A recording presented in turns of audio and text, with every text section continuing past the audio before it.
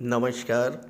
ज्योतिष शास्त्र में श्रद्धा और विश्वास रखने वाले सभी जातकों का पारलौकिक जगत चैनल में बहुत बहुत स्वागत है।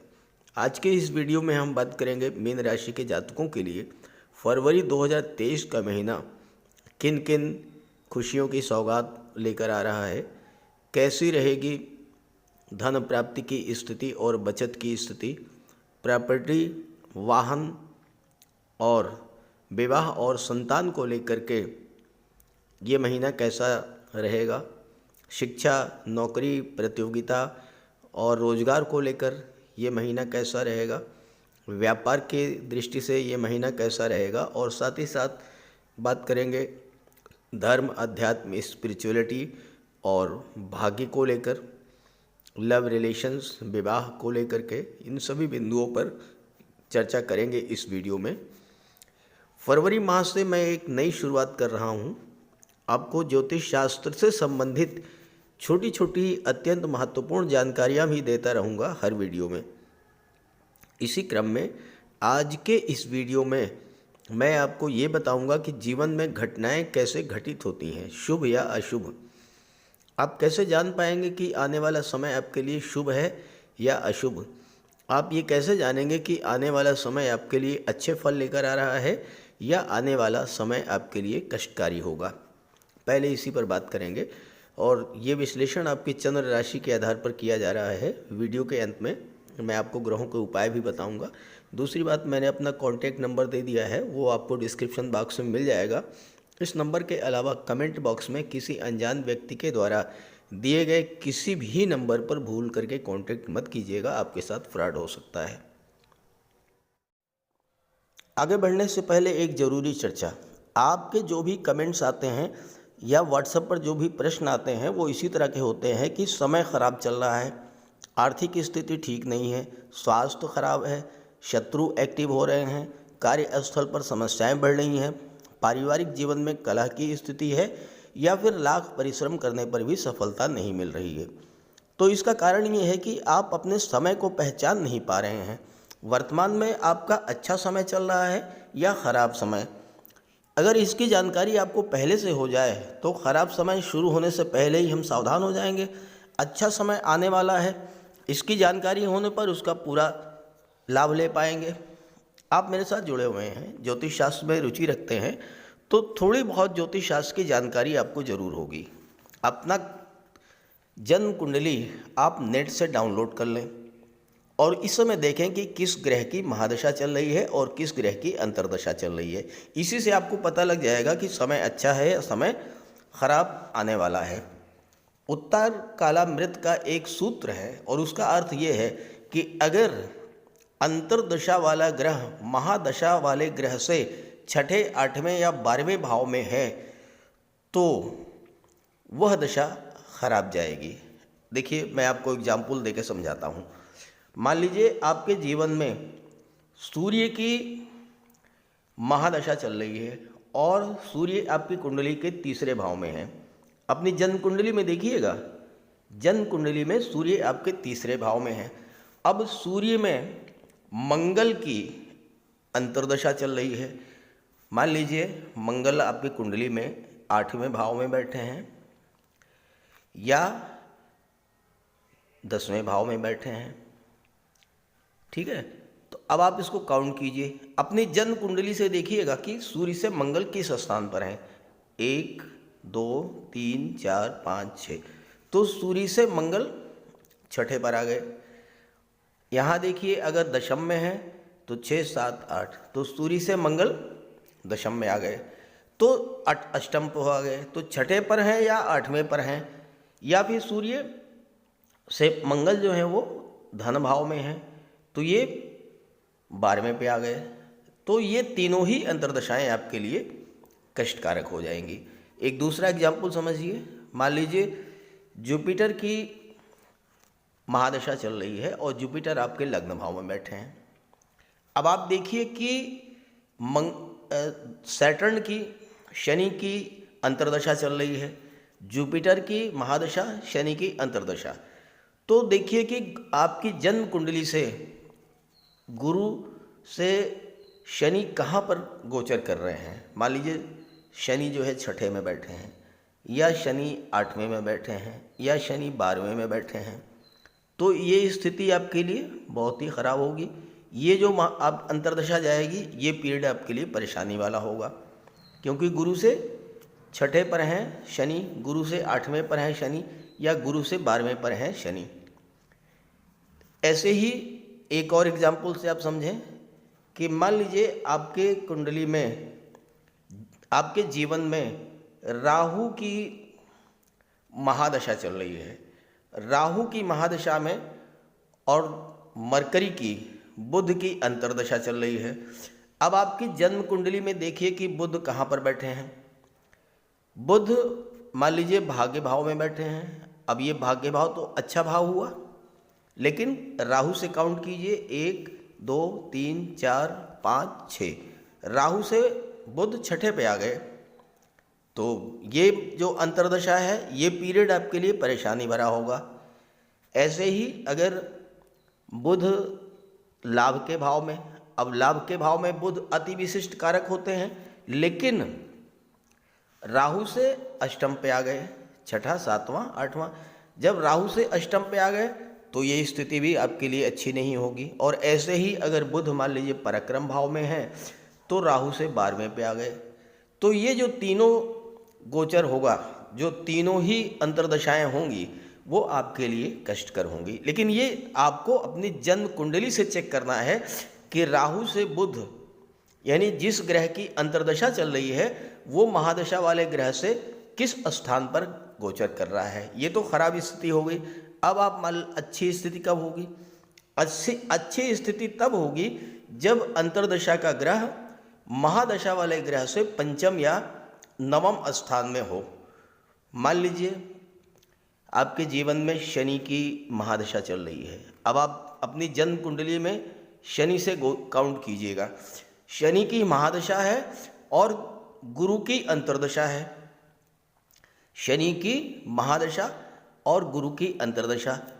अब गुरु अगर मान लीजिए धन भाव में है, या फिर यहाँ पर गुरु जो हैं वो छठे भाव में है।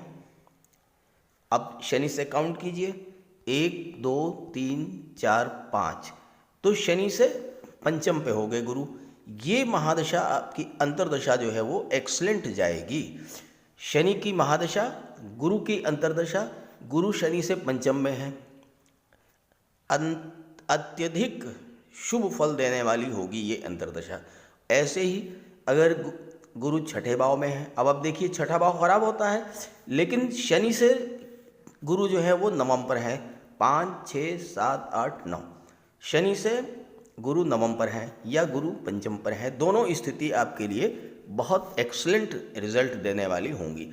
तो इस तरह से आप अपनी जन्म कुंडली के आधार पर जिस ग्रह की महादशा चल रही है, जिसकी अंतर्दशा चल रही है, उसको आप चेक कर लीजिए, काउंट कर लीजिए। आपको पता लग जाएगा कि जो आने वाला समय है वो अच्छा है या वो आने वाला समय आपके लिए ख़राब है। अगर 6 8 12 पर अंतर्दशा वाला ग्रह है तो वो अंतर्दशा खराब जाएगी। 5 9 पर है वो अंतर्दशा आपके लिए बहुत अच्छी जाएगी।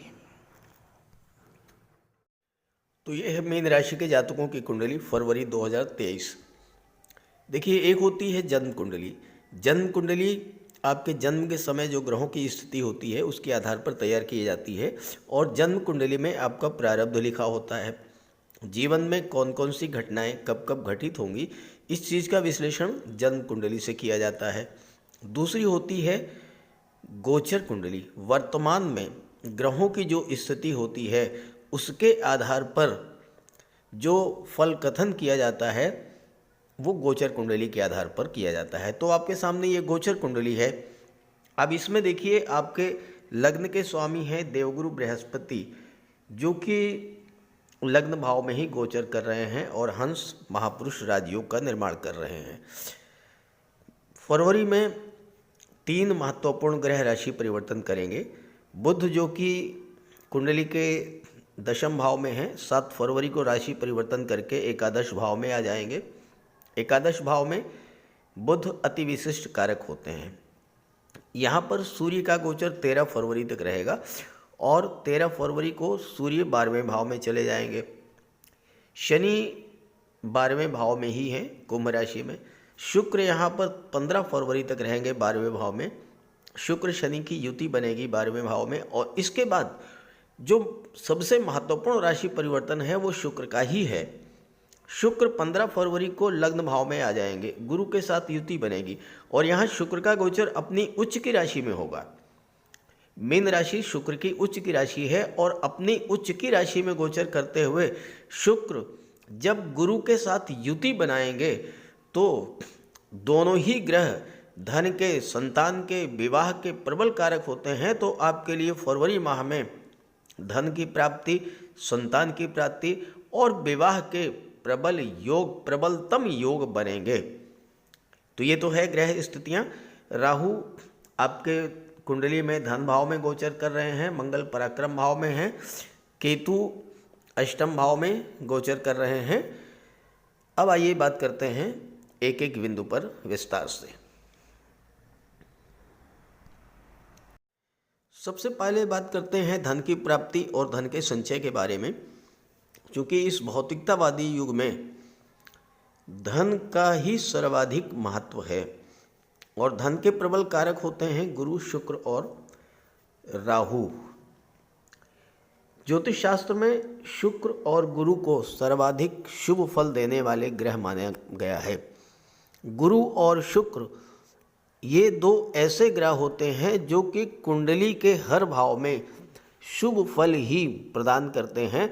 और ये अगर आपकी कुंडली में अच्छी स्थिति में है, अच्छा प्लेसमेंट है, तो गुरु और शुक्र कुंडली के हर दोष को समाप्त करने में सक्षम होते हैं। और आपकी कुंडली में इस समय 15 फरवरी के बाद गुरु और शुक्र केंद्र के भाव में गोचर करेंगे, तो इससे अच्छी स्थिति गुरु और शुक्र की हो ही नहीं सकती है। कुंडली में किसी भी ग्रह के अशुभ कोई प्रभाव आप पर नहीं पड़ेगा। शुक्र क्या है? धन, वैभव, प्रेम, सांसारिक सुख, कला, संगीत, साहित्य, संतान, विवाह के कारक होते हैं। शुक्र सौंदर्य और आकर्षण के कारक होते हैं। दुनिया की हर वो चीज़ जिसमें ग्लैमर है, आकर्षण है, चमक दमक है, जिसे पाकर हमें सुख मिलता है, उन सभी के कारक होते हैं शुक्र। दुनिया में हर व्यक्ति धन, वैभव चाहता है, सुखपूर्वक जीवन बिताना चाहता है, खूबसूरत जीवन साथी, शानदार मकान, शानदार वाहन, सुख सुविधा के साधन, मानसिक शांति और सुकून, और ये सब चीज़ें आपको गुरु और शुक्र इस गोचर काल में देने जा रहे हैं।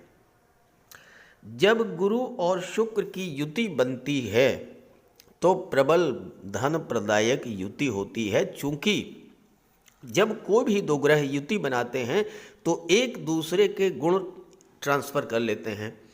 अब यहाँ पर जब गुरु शुक्र की युति बनेगी तो गुरु के गुण शुक्र में और शुक्र के गुण गुरु में हो जाएंगे। अब अगर आपको शुक्र को एक्टिवेट करना है, शुक्र का पूरा लाभ लेना है, आप गुरु को एक्टिवेट कर दीजिए, शुक्र अपने आप एक्टिवेट हो जाएंगे। तो गुरु को कैसे एक्टिवेट करें? गुरु को एक्टिवेट करने का सीधा सा तरीका है कि आप माता पिता, गुरु और वृद्धजनों का सम्मान करें, उनकी सेवा करें, उनका आशीर्वाद प्राप्त करें।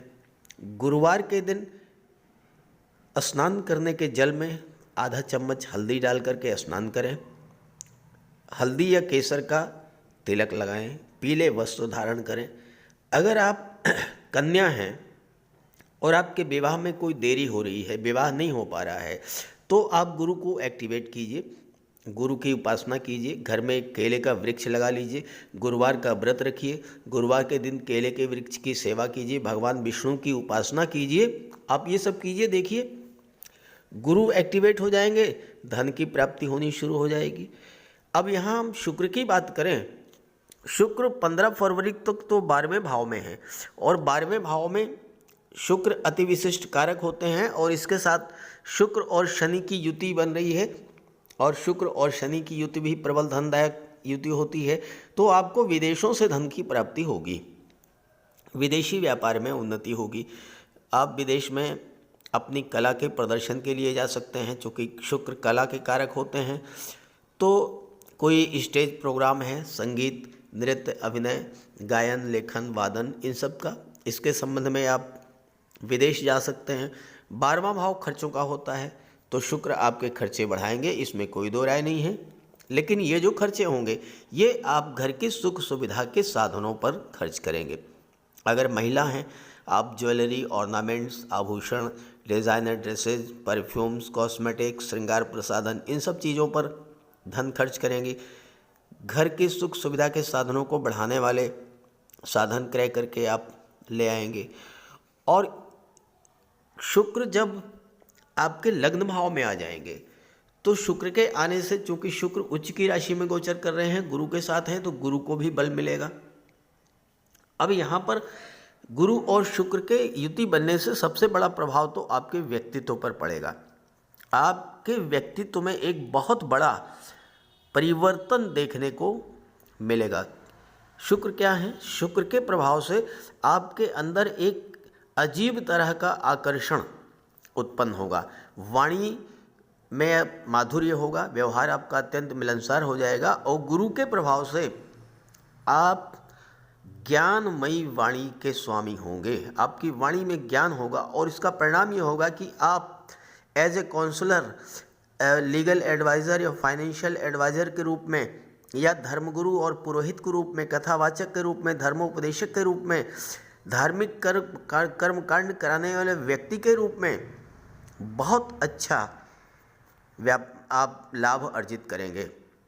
आप अगर सोने चांदी का व्यापार करते हैं, स्वर्णकार हैं, जौहरी हैं, इस गोचर काल में गुरु और शुक्र के प्रभाव से, चूँकि बुध जो कि गुरु और शुक्र दोनों के मित्र हैं, वो व्यापार के दशम के भाव में गोचर कर रहे हैं और व्यापार के भाव सप्तम भाव के स्वामी हैं। तो ऑर्नामेंट्स, ज्वेलरी, आभूषण, इनका व्यापार व्यवसाय करने वाले जातकों के लिए भी प्रबल धन प्रदायक युति ये होगी। गुरु की पंचम दृष्टि पड़ेगी पंचम भाव पर, नवम दृष्टि पड़ेगी नवम भाव पर, और सप्तम भाव पर गुरु और शुक्र दोनों की दृष्टि पड़ेगी। गुरु की दृष्टि जिस भाव पर पड़ती है, पंचम और नवम दृष्टि, ध्यान दीजिएगा, दो दृष्टियां गुरु की ऐसी हैं जो कि अमृतमयी दृष्टि मानी गई है। जिस भाव पर पड़ती हैं उस भाव को गंगा जल की तरह पवित्र कर देती हैं। तो गुरु की पंचम दृष्टि पंचम भाव पर पड़ेगी। संतान के लिए, शिक्षक और छात्रों के लिए ये समय बहुत अच्छा रहेगा। प्रतियोगी परीक्षाओं को क्रैक करने का बेहतर समय है, चूँकि सूर्य छठे भाव के स्वामी हैं और छठा भाव नौकरी का होता है। सूर्य क्या है? राजा हैं, शासन प्रशासन है, पावर और अथॉरिटी हैं। सूर्य के प्रभाव से आप IAS, IPS, सिविल सर्विसेज में अगर तैयारी कर रहे हैं तो सफलता अर्जित कर सकते हैं। आपकी संतान को प्राप्ति हो सकती है और संतान को नौकरी मिल सकती है। गुरु और शुक्र की दृष्टि जब सप्तम भाव पर पड़ेगी तो आपके विवाह के प्रबल योग होंगे। घर में किसी तरह का कोई कलह या तनाव की स्थिति थी वो बिल्कुल दूर हो जाएगी, क्योंकि गुरु आपके ज्ञान, बुद्धि, विवेक को जागृत कर देंगे। शुक्र आपके स्वभाव में मिठास लाएंगे। और जब मन आपका शांत रहेगा, जब शांति से बैठ करके आप सोचेंगे, विचार करेंगे, तो समस्या कहाँ पर आ रही है वो आप समझ जाएंगे। एक दूसरे की बात सुनेंगे, एक दूसरे को आप समझेंगे, समस्या अपने आप समाप्त हो जाएगी। और गुरु की दृष्टि पड़ेगी भाग्य भाव पर, तो भाग्य का फुल सपोर्ट मिलेगा, पिता का आशीर्वाद मिलेगा, पिता का साथ मिलेगा, पिता का सहयोग मिलेगा। हो सकता है कि पिता ही आपके लिए कोई व्यापार व्यवसाय शुरू करा दें या आपके लिए नौकरी की तलाश में आपकी मदद करें। आपके गुरु आपकी हेल्प करेंगे। और इस गोचर काल में आप कहीं यात्रा, देशाटन के लिए भी जा सकते हैं, देव दर्शन के लिए भी जा सकते हैं, धार्मिक स्थल की यात्रा कर सकते हैं। और आप जितना पूजा पाठ करेंगे, धर्म अध्यात्म से जुड़ेंगे, उतना ही आपके लिए अच्छा रहेगा, क्योंकि सूर्य और शनि की युति जो है वो 12वें भाव में बनेगी 13 फरवरी के बाद, और वो थोड़ा सा आपके लिए कष्टकर होगी। तो उससे बचने के लिए सीधा सा उपाय है कि आप धर्म अध्यात्म से जुड़ें, ईश्वर में आस्था रखें और ज़्यादा से ज़्यादा अपना मन पूजा पाठ में लगाएं। शनि और सूर्य का कोई अशुभ प्रभाव आप पर पड़ेगा नहीं। अब आइए बात करते हैं दूसरे महत्वपूर्ण योग के बारे में, जो कि छात्रों के लिए है। सरकारी नौकरी की तैयारी कर रहे छात्रों के लिए एक बहुत ही महत्वपूर्ण योग बन रहा है फरवरी में। देखिए, सरकारी नौकरी के जो प्रमुख कारक होते हैं वो सूर्य होते हैं और मंगल होते हैं। सूर्य और मंगल जब एक दूसरे से त्रिकोण पर होते हैं तो एक दूसरे को एक्टिवेट करते हैं। जब एक्टिवेट करेंगे तो दोनों ही सरकारी नौकरी में आपकी हेल्प करेंगे। देखिए, आप सूर्य से काउंट कीजिए। सूर्य इस समय लाभ के भाव पर हैं और दृष्टि डाल रहे हैं पंचम भाव पर। 13 फरवरी तक सूर्य पंचम एकादश भाव में रहेंगे, लाभ के भाव में। सूर्य से काउंट कीजिए, 1 2 3 4 5। सूर्य से पंचम पर है मंगल और मंगल से नवम पर है सूर्य। सूर्य मंगल का नवम पंचम योग बना। नवम पंचम योग यानी जब दोनों त्रिकोण पर हैं तो दोनों ही ग्रह अपने कारकत्व से संबंधित फल प्रदान करेंगे। अब देखिए, अगर आपको प्रॉपर्टी की ज़रूरत है, आपको ज़मीन खरीदनी है, मंगल क्या होते हैं? भूमि के कारक होते हैं। ये समय मंगल एक्टिवेट रहेंगे, आप भूमि भवन प्रॉपर्टी खरीद सकते हैं। दूसरी बात, छात्रों के लिए मंगल और सूर्य का एक दूसरे से त्रिकोण पर होना सफलता के लिए नए नए आयाम लिखने वाला है। सूर्य क्या है? शासन प्रशासन है। सूर्य है पावर और अथॉरिटी। सूर्य है राजनीति। सूर्य है न्यायिक सेवा। सूर्य है विदेश सेवा, IPS IAS, सिविल सर्विसेज, सरकारी नौकरी। तो इन सब के कारक हैं सूर्य, और सूर्य छठे भाव के स्वामी हैं। छठा भाव क्या होता है? छठा भाव होता है नौकरी का, रोजगार का, सर्विस सेक्टर। तो सूर्य जब एक्टिवेट होंगे तो आपको अपने क्षेत्रों में, अपने से संबंधित क्षेत्र में नौकरी के योग बनाएंगे। मंगल क्या है? मंगल है बल, मंगल है आपका साहस, मंगल है पराक्रम, और गोचर भी मंगल का पराक्रम भाव में है। तीसरे भाव में मंगल बहुत अच्छा रिजल्ट देते हैं और इस समय तो सूर्य से त्रिकोण पर हैं। आप army, air force, navy, military, police विभाग, इन क्षेत्रों में नौकरी की तलाश कर रहे हैं, नौकरी की तैयारी कर रहे हैं, सफलता का योग बनेगा। आप मेडिकल और सर्जरी के क्षेत्र में जाना चाहते हैं, वहाँ के लिए बहुत अच्छा रहेगा। टेक्निकल फील्ड से जुड़े हैं आप, इंजीनियरिंग के क्षेत्र में जा रहे हैं, वहाँ भी आपको बहुत अच्छी सफलता मिलेगी। और दूसरी बात, यहाँ पर राहु से सेकंड पर है मंगल। ध्यान दीजिएगा, ज्योतिष शास्त्र में अगर कोई ग्रह एक दूसरे से सेकंड हाउस में है तो उसको क्या होता है? सेकंड हाउस जो होता है वो होता है सस्टेनेंस का, सपोर्ट का, बल का। तो मंगल को सपोर्ट किससे मिल रहा है? इस समय राहु से मिल रहा है। राहु क्या है? राहु हैं ऑनलाइन एक्टिविटीज़, राहु हैं आपकी कम्युनिकेशन स्किल, राहु हैं विदेश, राहु हैं कार्यक्षेत्र का विस्तार। तो अगर आप इस समय अपने कार्यक्षेत्र का विस्तार करते हैं, ऑनलाइन एक्टिविटीज़ से जुड़ते हैं, कम्युनिकेशन या मीडिया के क्षेत्र से जुड़ते हैं, मार्केटिंग के क्षेत्र से जुड़ते हैं, या आप इस समय विदेश जाकर के कार्य शुरू करते हैं। विदेश, देखिए, विदेश का मतलब ये है कि अमेरिका, ब्रिटेन, कनाडा नहीं होता है। विदेश का मतलब चेंज ऑफ प्लेस, स्थान परिवर्तन। आप जहाँ पर हैं वहाँ से थोड़ा हट करके दूसरे शहर में आप काम शुरू कर दीजिए। देखिए, राहु एक्टिवेट हो जाएंगे और आपको बहुत अच्छा रिजल्ट मिलना शुरू हो जाएगा। तो इस तरह से मंगल और सूर्य का जो ये गोचर है, ये छात्रों के लिए और जो व्यापारी हैं उनके लिए, सभी के लिए बहुत अच्छा रहेगा। अब बात कर लेते हैं बुध के बारे में। व्यापार की बात करें, व्यापार के कारक होते हैं बुध, और बुध यहाँ पर आपकी कुंडली के दशम भाव में गोचर कर रहे हैं और सप्तम के स्वामी हैं। सप्तम भाव व्यापार का होता है, सप्तम भाव पार्टनरशिप का होता है। सप्तम भाव अकेले व्यापार करें या ऐसा कोई व्यापार जिसमें डेली इनकम हो, डेली सेल परचेज हो, इस तरह का जो व्यापार है इसके कारक होते हैं बुध। और बुध जो है आपके कर्म भाव में है 7 फरवरी तक। इसके बाद 7 फरवरी को राशि परिवर्तन करके लाभ के भाव में पहुंच जाएंगे। तो व्यापारियों के लिए ये समय बहुत अच्छा रहेगा। और 27 फरवरी को बुध 12वें भाव में पहुंच जाएंगे। तो विदेशी व्यापार के लिए भी ये समय बहुत अच्छा है। फरवरी का महीना जो है व्यापारियों को हर क्षेत्र में उन्नति और लाभ देने वाला होगा, चूँकि बुध चतुर्थ भाव के भी स्वामी हैं, तो इस समय आपको इतना धन प्राप्त होगा कि आप अपने घर को सुख सुविधाओं से परिपूर्ण कर लेंगे, घर का डेकोरेशन करा लेंगे, घर का विस्तार भी कर सकते हैं, नया घर ले सकते हैं, नया वाहन ले सकते हैं। ये सब चीज़ें जो है आपको इस गोचर काल में प्राप्त हो सकती हैं। और एक और महत्वपूर्ण बात, राहु का गोचर धन के भाव में है और राहु अचानक से आपको धन की प्राप्ति करा देंगे। दूसरी बात, राहु की दृष्टि अष्टम भाव पर पड़ रही है। अष्टम भाव क्या होता है? गुप्त धन का होता है। तो अचानक से आपको गुप्त धन की भी प्राप्ति होगी। और केतु की दृष्टि पंचम भाव पर पड़ रही, 12वें भाव पर पड़ रही है। केतु क्या है? धर्म, अध्यात्म और मोक्ष के कारक होते हैं और 12वां भाव धर्म, अध्यात्म और मोक्ष का होता है। तो अगर इस गोचर काल में आप धर्म अध्यात्म से अपने आप को जोड़ेंगे, आपको निश्चित रूप से गुप्त धन की प्राप्ति होगी। एक ऐसा पैसा जो कि अचानक से बिना किसी प्रयास के आपको मिल जाए, जैसे कि कोई प्रॉपर्टी मिल जाए, पैतृक संपत्ति मिल जाए, वसीयत या विरासत से धन मिल जाए, इंश्योरेंस के क्षेत्र से पैसा मिल जाए, कोई लॉटरी का पैसा मिल जाए, ससुराल से पैसा मिल जाए, गवर्नमेंट रिटायर्ड हैं आप, आपको पेंशन शुरू हो जाए, आपका फंड का पैसा मिल जाए, ग्रेचुटी का पैसा, बीमे का पैसा, इस तरह का जो पैसा है जो बिना परिश्रम के आपको अचानक से मिल जाए, वो पैसा आपको मिलने का योग इस गोचर काल में मिलेगा। तो कुल मिलाकर के फरवरी का माह बहुत अच्छा आपके लिए रहने वाला है। थोड़ा सा सावधानी आपको बरतनी पड़ेगी, क्योंकि सूर्य और शनि 12वें भाव में गोचर करेंगे। 12वां भाव जो है वो अस्पताल का होता है, 12वां भाव कोर्ट कचहरी का होता है, और शनि और सूर्य एक दूसरे के प्रबल शत्रु हैं।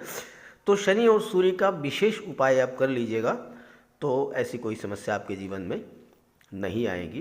तो चलिए बात करते हैं ग्रहों के उपाय की। किसी भी जातक की कुंडली में बनने वाले राजयोगों का संपूर्ण लाभ उसे तब मिल पाता है जब राजयोग बनाने वाले ग्रह कुंडली में मजबूत स्थिति में हों। और ज्योतिष शास्त्र में ग्रहों को बल प्रदान करने के लिए उपायों की व्यवस्था की गई है। तो अगर आपकी जन्म कुंडली में राजयोग बनाने वाले ग्रह कमज़ोर स्थिति में हैं, अंश बल से कमज़ोर हैं, तो ग्रहों का उपाय ज़रूर कीजिए। इससे ग्रहों को बल प्राप्त होगा और आपको राजयोग का संपूर्ण लाभ प्राप्त हो पाएगा। सबसे पहले मंगल की बात करते हैं। इसके लिए बजरंगबली की उपासना कीजिए, हनुमान जी की आराधना कीजिए, हनुमान चालीसा का पाठ कीजिए, हनुमान जी के मंदिर में जाकर के उनके चरणों में बैठिए और उनके चरणों का सिंदूर अपने मस्तक पर धारण कीजिए। मंगलवार के दिन स्नान के बाद लाल वस्त्र धारण कीजिए, मंगलवार का व्रत रखिए।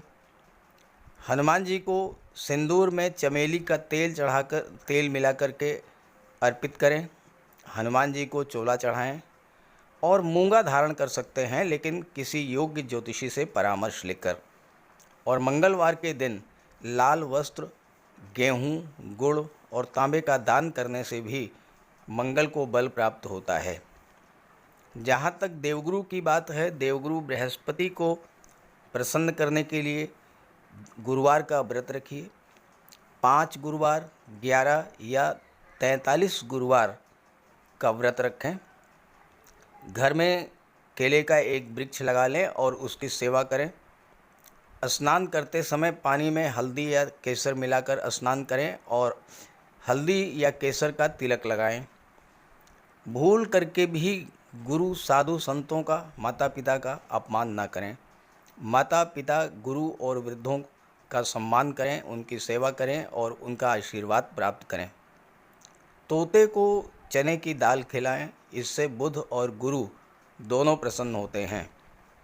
पुखराज भी धारण कर सकते हैं गुरुवार के दिन, लेकिन योग्य ज्योतिषी का परामर्श लेकर ही कोई रत्न धारण करें।